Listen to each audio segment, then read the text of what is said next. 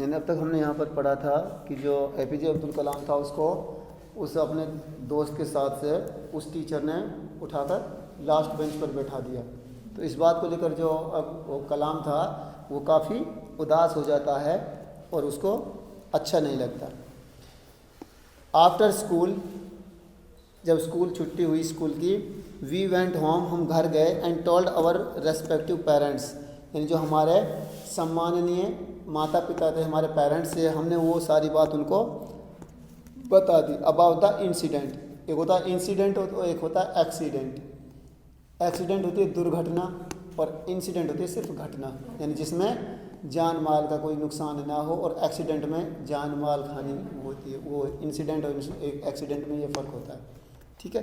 तो लक्ष्मण शास्त्री सम्मन the teacher, यानी जो लक्ष्मण शास्त्री था उसके दोस्त का जो पिताजी था, सम्मन बोलते हैं बुलावा भेजना, यानी बुलाना। जिस कोर्ट की तरफ से सम्मन जाते हैं किसी कैदी को, यानी जो मुजरिम होता है उसके लिए सम्मन भेज देते हैं, भाई आपको कोर्ट में हाजिर होना है, तो उसको बुलावा भेजता है। एंड इन आवर प्रेजेंस, और हमारी ही मौजूदगी में, हम भी वहाँ पर मौजूद थे। टोल्ड द टीचर, उस टीचर को बताया दैट कि he should not spread the poison of social inequality and the communal intolerance in the minds of the innocent children. तो वो उसको बताता है, यानी उसको समझाता है कि ही शुड नॉट स्प्रेड, यानी उसको नहीं फैलाना चाहिए क्या, the poison of social inequality. Inequality बोलते हैं असमानता को,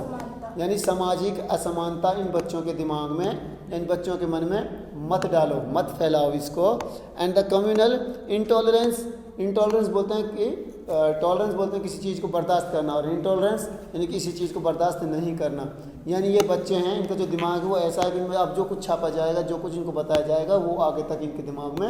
रहेगा। तो ये जो बातें हैं तुम इनको बताते हो, ये बहुत ही गलत बात है, इनको नहीं बताना चाहिए। In the mind of innocent children, innocent कहते हैं निर्दोष, यानी इन निर्दोष बच्चों के मन में तुम ऐसी गलत बातें मत बिठाओ। ही ब्लंटली आस्क्ड, ब्लंटली बोलते हैं यानी झिड़कते हुए, यानी उसको डांटते हुए वो कहता है उससे, the teacher to either apologise or quit and the school and the island. यानी उस वक्त ही ब्लंटली आस्क्ड द टीचर, उसने उस टीचर को बुरी तरह से लथाड़ा, बुरी तरह से उससे कहा, टू आइदर अपोलॉजी, यानी उनसे कहा कि इनसे माफ़ी मांगो, और क्वाइट द स्कूल, और स्कूल को छोड़ दो, यानी तुम इस स्कूल में पढ़ाने के लायक नहीं हो। एंड द आइलैंड, और इस आइलैंड से भी बाहर निकल जाओ। Not only did the teacher regret his behaviour, यानी उसकी वजह से जो टीचर था उसने अपने बिहेवियर को लेकर, अपने स्वभाव को लेकर माफ़ी मांगी, but the strong sense of conviction Lakshman Shastri conveyed ultimately reformed this young teacher, यानी कन्वीनियंटली बोलते हैं ए स्ट्रॉन्ग ओपिनियन और बिलीव, यानी किसी चीज़ में बहुत ज़्यादा विश्वास करना। तो वो क्या कहता है उससे कि but the strong sense of the conviction, यानी उसको कहता है कि ये जो ऑप्शंस तुम इसको बच्चों को बता रहे हो या उनके बारे में तुम बता रहे हो ये बहुत ही ज़्यादा गलत है। Lakshman Shastri conveyed ultimate reformed this young teacher, यानी और इस बात को लेकर जो वो जवान टीचर था बेचारा, उसको थोड़ा सा सदमा लगा और वो उस बात को समझ जाता है कि ये गलत बात है, और फिर वो वहाँ से निकल जाता है। On the whole the small society of Rameswaram, यानी जो रामेश्वरम जो शहर था उसकी जो छोटी सी सोसाइटी थी, समाज था, वो was very rigid in terms of the segregation of different social groups, यानी the small society of Rameswaram was very rigid in terms, यानी यह वो अपने टर्म्स बोलते हैं कंडीशंस, यानी जो उनके हालात थे उनको लेकर वो बहुत ज़्यादा सख्त थे, यानी वो आपस में प्यार मोहब्बत से रहते थे। तो ऐसा नहीं था कि कोई आकर उनको भड़का दे और वो आपस में लड़ने लगे। एंड ये सेग्रेगेशंस ऑफ डिफरेंट सोशल ग्रुप्स, यानी उनके मानते हैं उनके बहुत सारे सोशल ग्रुप्स हैं, जैसे हिंदू मुसलमान कोई और भी, लेकिन वो सब आपस में ऐसे रहते थे कि जानो इनमें कोई भी धर्म, ये सब एक ही धर्म के हैं। हावेवर फिर भी माई साइंस टीचर ये शिव सुब्रमण्यम लायर दो एन ऑर्थोडॉक्स ब्राह्मण with a very conservative wife, यानी उनका जो टीचर था साइंस का शिव सुब्रमण्यम लॉयर, उसका पूरा नाम था ये। दो एन ऑर्थोडॉक्स ब्राह्मण, ऑर्थोडॉक्स बोलते हैं जैसे पारंपरिक, यानी पुराने ज़माने से, जैसे बोलते हैं एक तो होता है कि भाई किसी के कहने से वो ऐसा हो गया या किसी के संपर्क में आने से वो बदल गया, लेकिन वो है अपने पूर्वजों से चली आ रही जो उनकी प्रथा थी या उनका खानदान था, वो टोटल यानी पक्का ब्राह्मण था। With a very conservative wife, और उसकी जो वाइफ थी वो बहुत ज़्यादा कट्टर थी, यानी अपने धर्म को लेकर, अपनी आस्थाओं को लेकर बहुत ज़्यादा कठोर थी। Was something of A rebel, यानी ऐसा लगता था मानो कि वो, रेबल बोलते हैं वैसे विद्रोही को, यानी छोटी सी बात को लेकर वो बड़ा बवंडर बजा देती थी, भाई ये गलत है, ऐसा नहीं होना चाहिए, थोड़ी छोटी बात पर। He did his best to break social barriers so that people from varying backgrounds could mingle easily, यानी वो क्या करा, He did his best to break social barriers, यानी उसने जो काम किया था, यानी उसका जो काम क्या था कि जो चीज़ें, जो बंदिशें समाज में अच्छी नहीं होती थी वो उनको तोड़ देता था। बैरियर्स बोलते हैं बंदिशों को। That people from wearing backgrounds could mingle easily, यानी जिनको लोग आसानी से बना सकते थे या उनको पालना कर सकते थे, लेकिन वो उनको एकदम ख़त्म कर देता था। He used to spend hours with me, यानी वो जो टीचर था वो लगभग घंटों मेरे साथ बैठता था, मुझसे बातें करता था। एंड वुड से, और कहता था Kalam, I want you to develop so, यानी वो कहता है कि कलाम मैं ये चाहता हूँ कि तुम अपने आप को बहुत ज़्यादा विकसित करो, यानी तुम आगे बढ़ो। दैट यू आर ऑन पर with the highly educated people of big cities, यानी वो कहता है कि मैं ये चाहता हूँ कि कलाम तुम इतना ज़्यादा पढ़ो कि जितने बड़ी बड़ी जो सिटी हैं उनमें जो बड़े बड़े एजुकेटेड लोग हैं उनके बराबर ही तुम कर लो। One day he invited me, एक दिन उसने मुझे इनवाइट किया, यानी मुझे निमंत्रण दिया। To his home for a meal, meal बोलते हैं फूड, यानी खाना खाने के लिए उसने मुझे इनविटेशन दिया कि आपको मेरे घर पर आपकी दावत है। His wife was horrified at the idea of a Muslim boy being invited to dine in her ritually pure kitchen, यानी उसकी जो बीवी थी जब उसको ये पता चला तो वो घबरा गई। क्यों घबरा गई? हिज वाइफ वाज हॉरिफाइड, वो घबराई। Eight the idea of a Muslim boy, यानी एक मुसलमान लड़के का जो विचार उसके पति के दिमाग में आया था कि मैं उसको दावत पे बुला रहा हूँ, तो वो घबरा गई इस बात को लेकर कि being invited to dine in her ritual pure kitchen, यानी जो उसका खुद का किचन बोलते हैं,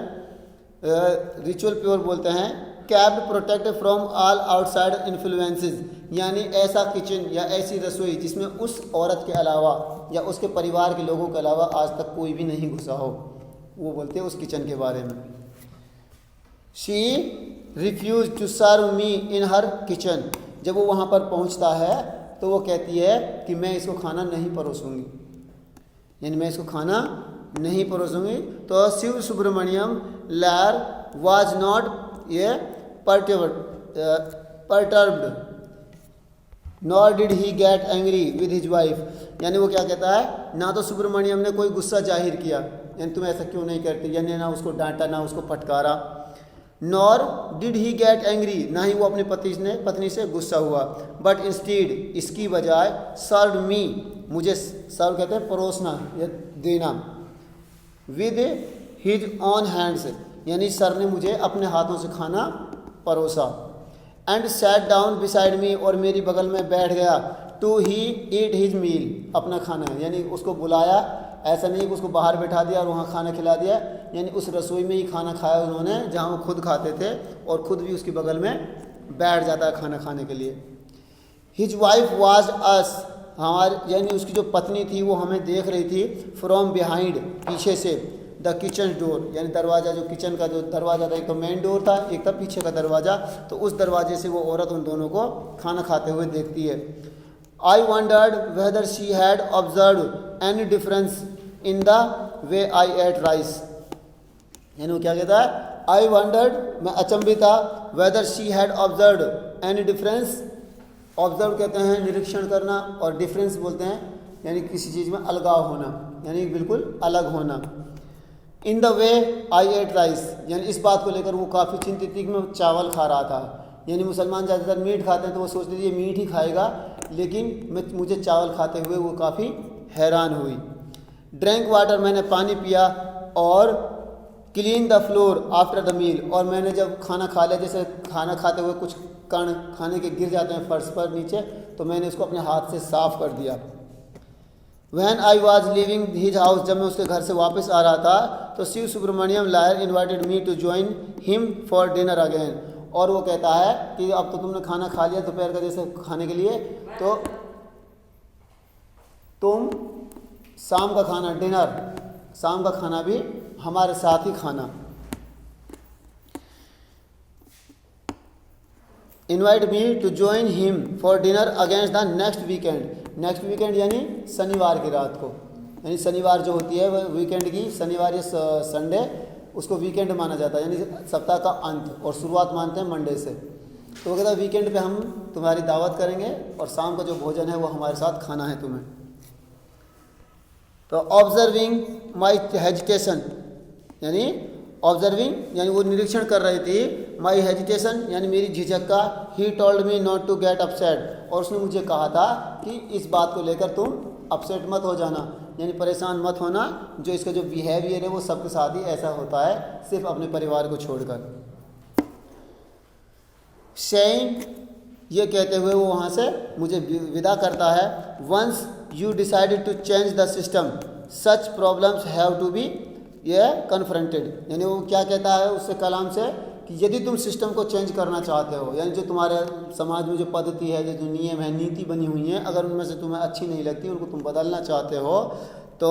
once you decide to change the system, यदि तुम इस तंत्र को बदलना चाहते हो, such problems have to be confronted, यानी तुम्हें समस्याओं का सामना जरूर करना पड़ेगा। ऐसा तो है नहीं कि तुम एक चीज़ जो बनी हुई है उसमें आप बदलाव लाओगे तो एकदम बदल जाएगा, नहीं बदल सकता, यानी लोगों का तुम्हें सामना करना पड़ेगा, लोग तुम्हारे खिलाफ हो जाएंगे, तुम्हारा विरोध करेंगे। When I visited his house the next week, और जब मैं अगले सप्ताह उसके घर गया, तो शिव सुब्रमण्यम लायर्स वाइफ टुक मी इनसाइड, यानी वो उसकी जो बीवी थी खुद वो मुझे घर के अंदर लेके गई, इनसाइड द किचन यानी अपने किचन के अंदर, रसोई के अंदर, एंड सर्व मी फूड, और मुझे भोजन पर परोसा, विद हर ऑन हैंड्स, अपने हाथों से। यानी जब उसकी आदतों को देखकर वो पिछली बार ये सोच रही थी कि तो मुसलमान बच्चा, इसमें कोई मैनर्स नहीं होंगे खाना खाने के, यानी ये चिकन मीट खाने वाला है, तो उसको चावल खाते हुए और उसके बाद पानी पीने के बाद फर्श को साफ करते हुए वो काफ़ी इम्प्रेस हो गई उससे। तो जब वो दोबारा खाना खाने के लिए आया, तो वो जो उसकी वाइफ थी खुद उसको घर के अंदर लेके आई, और अंदर लाकर किचन में लेके गई अंदर, और वहाँ खुद अपने हाथों से उसको खाना परोसा। Then the second world war was over and India's freedom was eminent, यानी वो कहता है जो सेकेंड वर्ल्ड वॉर था लगभग 1945 में ये ख़त्म हो गया था लास्ट में, तो वो कहता है जो वर्ल्ड वॉर था वो ख़त्म हो गया, and India's freedom was eminent. Eminent बोलते जैसे 1947 में आज़ाद हुआ था, तो वो कहता है कि जो इंडिया की जो फ्रीडम थी वो मिलने वाली थी, यानी कयास और जो सारी फॉर्मेलिटीज़ थी वो पूरी हो गई थी। वो कहता है कि वो बिल्कुल इंडिया भी फ्री होने के लिए बिल्कुल तैयार था। Indians will build their on India, यानी वो क्या कहता है कि डिक्लेयर्ड गांधी जी ने कहा था उस वक्त कि जो Indians will build their on India, यानी जो भारत के लोग हैं वो ही अपना भारत खुद बनाएंगे। The whole country was filled with an unprecedented optimist, यह ऑप्टिमिज्म बोलते हैं, यानी ओवरवेलम होने, यानी किसी चीज़ में खो जाना। तो वो कहता है कि the whole country with filled with the unprecedented optimism, यानी उस खुशी में सारा जो देश था वो गुम हो गया, खुशी में कि हमारे देश को आज़ादी मिलने वाली थी, और वो ये सोचता है कि जितने भी लोग हैं सब खुशी में मौज कर रहे हैं, यानी मस्ती कर रहे हैं। आई आस्क्ड माई फादर, मैंने अपने पिताजी से पूछा, फॉर परमिशन, इजाज़त के लिए, टू लीव रामेश्वरम, यानी रामेश्वरम को छोड़ने के लिए, क्योंकि जो उसकी स्टडी थी स्कूल लेवल की वो कंप्लीट हो चुकी थी, अब उसको हायर लेवल एजुकेशन के लिए रामेश्वरम से बाहर जाना था। And study at the district headquarter in Rameswaram, Ramanathapuram, यानी वो कहता है कि जो डिस्ट्रिक्ट थी उनकी रामनाथपुरम, मुझे वहाँ जाकर हायर स्टडी कंप्लीट करनी है। He told me as if thinking aloud, यानी अब्दुल वो कहता है ही टोल्ड मी, उसने मुझे बताया, एज जिस तरह के, इफ थिंकिंग अलाउड यानी जैसे तुम इस तरह से सोचते हो, अब्दुल आई नो यू, यानी आई नो यू मैं तुम्हें जानता हूँ, have to go away to grow, यानी तुम यहाँ से जाओ और यहाँ से ग्रो कहते हैं बढ़ना, यानी अपनी जो स्टडी है उसको आगे बढ़ाओ। Does the seagull not fly across the sun along the end without a nest, तो वो कहता है does the seagull not fly, क्या जो सीगल, सीगल एक पक्षी होता है जो समुद्र के पास मिलता है, यानी समुद्री पक्षी है, ये समुद्री इलाके में होता है। Does the seagull not fly across the sun, यानी वो क्या कहता है जो सीगल पक्षी है वो ऐसा तो है नहीं कि वो समुद्र का सूरज के पास तक उड़ जाएगा, यानी काफ़ी लंबी दूरी तय कर सकता है। अलोन यानी खुद अकेला, एंड विदाउट ए नेस्ट और बिना घोंसले के, यानी उसको भी ज़रूरत पड़ती है, लेकिन जब तक वो अपनी जगह को छोड़ेगा नहीं तो वो आसमान की सैर करेगा नहीं। कहने का मतलब है कि अगर आदमी को आगे बढ़ना है तो अपना जो खुद का जो ठिकाना छोटा उसको छोड़कर बड़े ठिकाने पर जाना पड़ेगा, तभी जाके आप बड़ा बन पाओगे। तो उसका जो पिताजी है वो यही समझाना चाहता है कि जो सीगल पक्षी है जब तक वो अपने घोंसले को और अपने ठिकाने को नहीं छोड़ेगा, जब तक वो आसमान तक ऊंचाइयों तक नहीं उड़ पाएगा।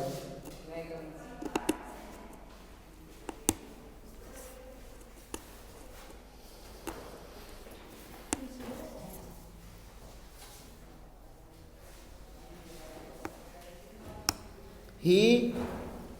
क्वेटेड Khalil Gibran to my hesitant mother, यानी क्वेटेड बोलते जैसे कुछ कहना या कोई बात को समझाना, तो ही क्वेटेड वो कहता है Khalil Gibran to my hesitant mother your children are not your children, यानी उसको जो पिताजी उसको माँ को समझाते हुए कहता है कि जो तुम्हारे बच्चे हैं ये तुम्हारे नहीं हैं। यानी कहने का मतलब ये है कि जैसे आज हमारे बच्चे हैं, हम नहीं रहे, आगे बढ़ेंगे फिर उनके बच्चे होंगे, ऐसे पीढ़ी दर बढ़ते रहेंगे। जो पीढ़ी उस वक्त मौजूद होती है दुनिया में उसी को सब लोग याद करते हैं, बाकी तो जो और होते हैं आने वालों को किसी ने देखा नहीं है, जाने वालों को 2, 4, 10, 5 साल याद करते हैं फिर उनको भूल जाते हैं। तो वो कहते हैं कि ये जो बच्चे हैं ये तुम्हारे नहीं हैं। किसके हैं? Your children are not your children, यानी जो तुम्हारे बच्चे हैं ये तुम्हारे नहीं हैं। They are the son and the daughters of life longing for itself, यानी ये जीवन के बच्चे हैं और जीवन अपने हिसाब से इनको जीवन जीना सिखाएगा। यानी वो कहता है देयर आर द सन और डॉटर्स, यानी ये बेटे हैं और बेटियां हैं, ऑफ लाइफ लॉन्गिंग, यानी जीवन की ज़रूरतों की, यानी जो लाइफ में जो भी चीज़ें हमारे ज़रूरत होती हैं उनके लिए, इटसेल्फ खुद के लिए सिर्फ, यानी खुद के हैं बाकी किसी और के नहीं हैं। They came through you but not from you, यानी वो क्या कहते हैं दे कैम, ये वो आते हैं थ्रू यू, यानी तुम्हारे द्वारा, यानी औलाद का जो जरिया होता है माँ बाप को होता है, यानी अगर माँ बाप नहीं होंगे तो औलाद नहीं आएगी, यानी ये जरिया है, यानी मीडियम है औलाद का आने का। तो वो कहता है कि वो तुमसे आए ज़रूर हैं परंतु तुमसे वो तुम्हारे हैं नहीं, वो हैं किसी और के। You may give them your love but not your thoughts, यानी उससे समझाता है अपनी पत्नी को कि you may give them your love, यानी तुम उन्हें अपना प्यार दे सकती हो, यानी तुम उन्हें प्यार कर सकती हो, प्यार से उसके साथ रह सकती हो, but not from you not your thoughts, तुम उनको अपने विचार नहीं दे सकती, यानी जो उनके मन में है करना तो वो वही करेंगे, वही वो सीखेंगे, यानी जो उनको अच्छा लगेगा वो करेंगे। बाकी अगर तुम उनसे कहोगे ये काम अच्छा है इसको कर लो तो हो सकता है वो ना करें, हो सकता है कोई कर ले, यानी विचारों को आप नहीं दे सकते। हाँ प्यार तुम उसको दे सकते हो, प्यार कर सकते हो, कोई दिक्कत नहीं है। For they have their own thoughts, और उसके बाद जो विचार हैं उनके खुद के ही काम आएंगे, खुद ही वो सोचेंगे, खुद ही फैसला लेंगे, वही उनके होंगे, बाकी हमारा उनके साथ हमारा उनमें कोई साझा नहीं है, कोई उनको ज़बरदस्ती नहीं कर सकते। तो कहने का मतलब ये है कि अगर आदमी को सक्सेसफुल होना है तो एक छोटी जगह से बड़ी जगह जाना पड़ेगा, अगर आपको और ज़्यादा बड़ा बनाना है। ठीक है, ये हो गया आपका लेसन, और आप इसको क्वेश्चन आंसर इसका